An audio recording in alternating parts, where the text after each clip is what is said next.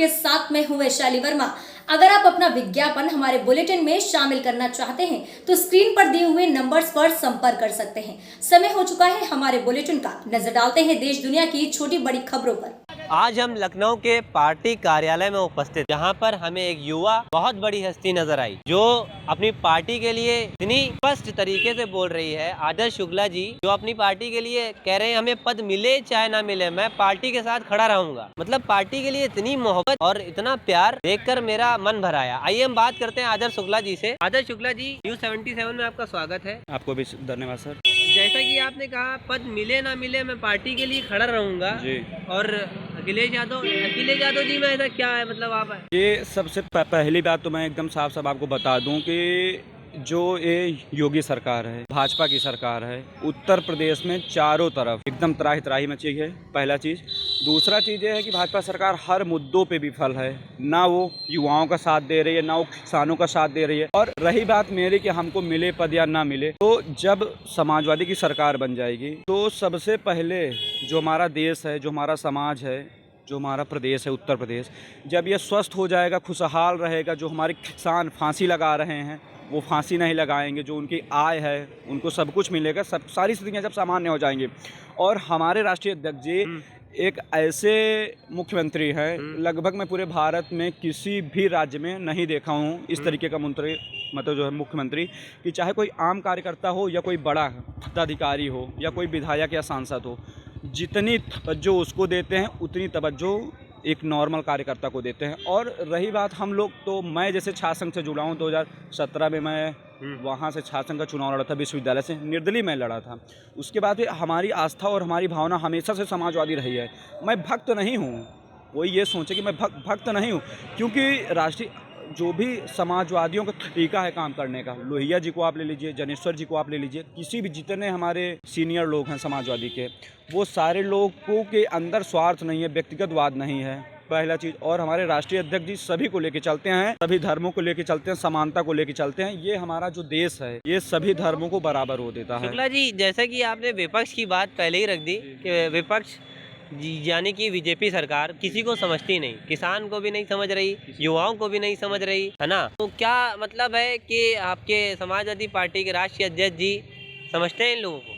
देखिए, सबको समझते हैं, सबकी बात रखते हैं। जब भी समाजवादी सरकार थी, जब भी नेताजी जब मुख्यमंत्री थे, तो आपको एक चीज़ एकदम ज्ञात होगा कि जैसे हमारी सेना थी, वो भी हमारे देश के एक बहुत बड़े रक्षक हैं, तो उनको ही जो बॉडी शहीद हो जाते थे तो बॉडी उनके घर नहीं आती थी। तो नेताजी ने ये पूरा प्रारूप उसका किया, बॉडी घर आने लगी।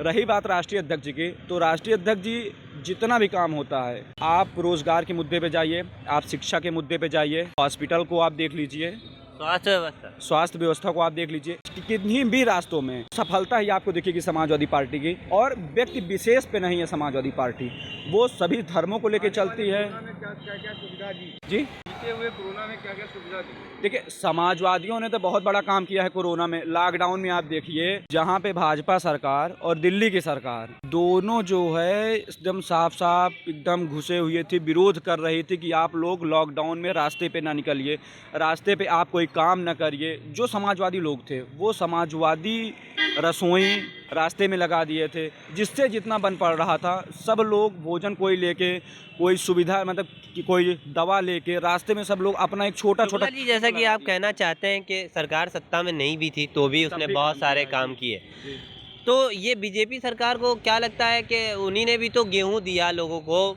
सिलेंडर बहुत सारे सिलेंडर दिए जैसा कि उनका योजना है, और शौचालय भी बहुत सारे बनवाए, तो क्या ये सब विफल है? बात विफलता की बिल्कुल है, क्योंकि अगर हम आपको सिर्फ आपको पानी दे दें और खाना ना दें तब भी आप जीवित नहीं रह पाएंगे।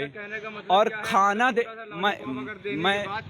मैं आपको पूरी बात बता रहा हूँ कि जैसे मैं आपको पानी दे दूँ, खाना ना दे दूँ, तो ये हमारा समाज है, इस समाज को सब कुछ चाहिए। और आप एक चीज़ दे के आप सब कुछ की भरपाई नहीं कर पाएंगे। यहाँ पे जब भी कोई भी मुद्दा रहता है, युवाओं का मुद्दा है, आप देखिए सरकार विफल है, रोजगार के नाम पे एकदम खत्म है। रही बात किसानों की, जो हमारे देश के सब कुछ हैं, एक प्राण है, भारत देश के प्राण माने जाते हैं किसान, उनके लिए क्या कर रही है आप बताइए। आप वहाँ पे बताइए, धरना बराबर चल रहा है, शहीद हुए बहुत सारे किसान, उस पर कोई कार्रवाई नहीं, मुकदमा अलग से लादा जा रहा है। कितने किसान शहीद हुए हैं शुक्ला जी? सर लगभग 1000 के आसपास लोग शहीद हुए, कम से कम आपको मैं बता रहा हूँ। बाकी धरने की बात कर ही दी तो आप 3 काले कानून के बारे में भी बताएंगे कुछ? नहीं, देखिए 3 काले, आप देखिए जैसे भाजपा का अगर मुद्दा अगर आप गिनाने लगेंगे तो मुद्दे तो भाजपा के बहुत हैं।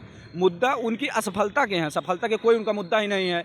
आप अभी देखिए, जब भी सवाल पूछा जाता है, सवाल अच्छे से पूछा जाता है, लेकिन जहाँ भी आप देखिए, चाहे जो भी मीडिया हो, वो जो है विपक्ष से सवाल पूछ रही है। और अगर विपक्ष अगर उस पर आवाज़ उठा रहा है, समाजवादी हमेशा रोड पे आए हैं, समाजवादियों का काम है रोड पे रहना, लेकिन उसके बाद भी लाठीचार्ज, मुकदमे, जैसे मेरे ज़िले में अभी जो है ब्लॉक मुखी का चुनाव था। अब आप सोचिए कि भाजपा दल और एक दल वहाँ का लोकल दल है, वो दोनों दल मिल के मतलब पूरा गुड़ा गणित करके जो हमारे समाजवादी पार्टी के कार्यकर्ता थे जो जीते हुए थे, मतलब सब के ऊपर एकदम कब्जा। जिला पंचायत प्रतापगढ़ में 17 जिला पंचायत जीते थे, उनके ऊपर मुकदमा लादा गया। वो वोट नहीं दे रहे थे, मुकदमा लादा गया, उनका घर गिराया गया है। आप देखिए ना प्रतापगढ़ में कितना अत्याचार हो, प्रतापगढ़ में पूरे उत्तर प्रदेश में अत्याचार हो रहा है। तो इसमें बस यही है कि राम राम जपना, पूरे यूपी का माल अपना, योगी बाबा का यही है। चलिए, विपक्ष